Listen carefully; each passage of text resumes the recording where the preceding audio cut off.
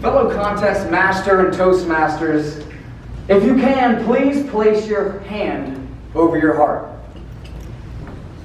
That ticking, what does it mean? You can put your hands down. On October 18th of 2020, I was celebrating my 24th birthday. But there are no party hats. Just a hospital visitor's pass taped on my chest. As I walked the hallway, excuse me, I'm looking for room 202. Debbie Tavlin? Thank you. I felt the cracks in my heart begin to form. As I walked in and I saw my mom, I noticed that the heart monitor continued to get slower. And with every tick, more cracks began to form. I knew this was the moment I've dreaded, but I needed to take this moment to tell my mom something. So I grabbed her hand for the last time, and as it was colder than normal, I said, "Mom, I love you, and I will never stop trying to make you proud." And as the heart monitor stopped, my heart officially broke. As the days went by, my brother, my dad, and I, we were engulfed in grief. We didn't know what to do. Most days we just sat in the living room staring at each other without being able to say a word. I would go to bed not knowing if I would wake up in the morning because of how much my heart ached. I would wake up and I'd notice that no matter how broken I feel inside, my heart's still beating. What's the point? I would ask. Why?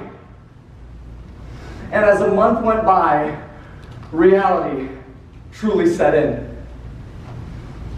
We sat around the Thanksgiving table. My brother to my left, my dad to my right, and there it was. The empty chair that I dreaded to see. I looked over at my dad. Why is this happening? This isn't how it's supposed to be.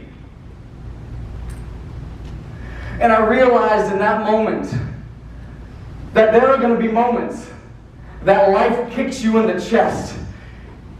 If you've ever been heartbroken, repeat after me. I've been there.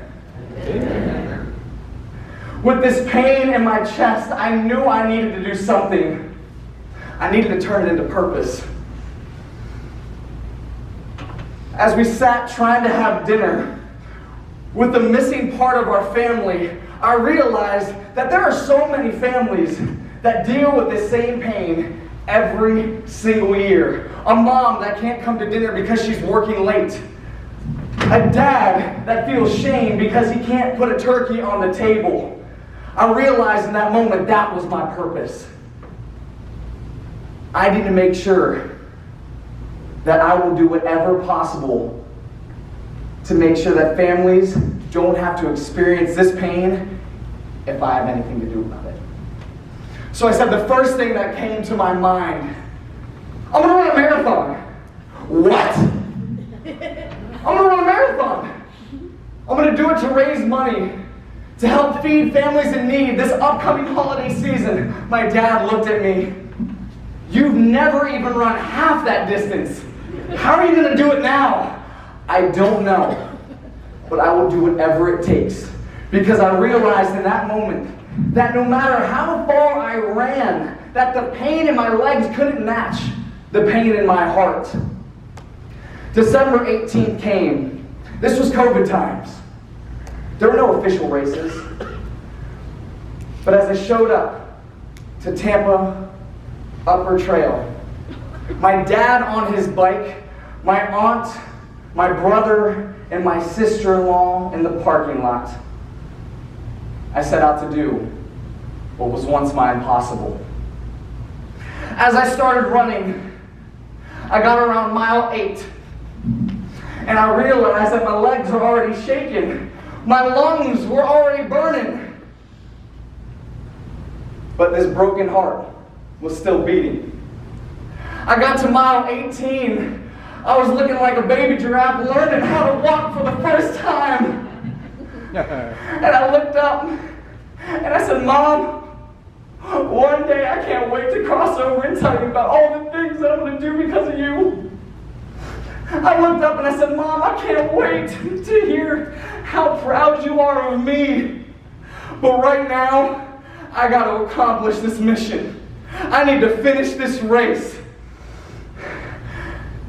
An hour later, as my lungs were on fire, I looked down, and for the first time in my entire life, I saw the number 26.2.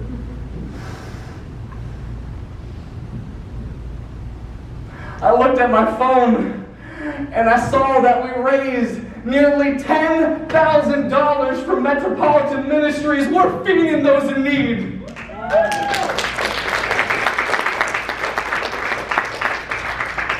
I need you right now to place your hand over your heart. Because life is going to kick you in the chest.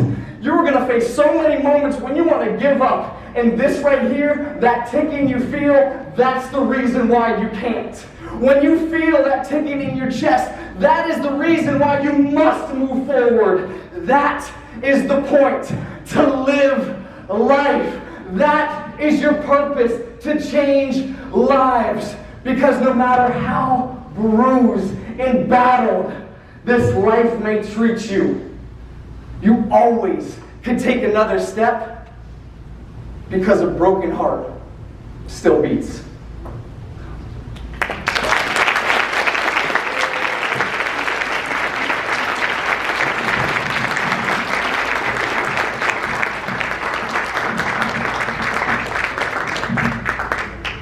We can have a minute of silence, please.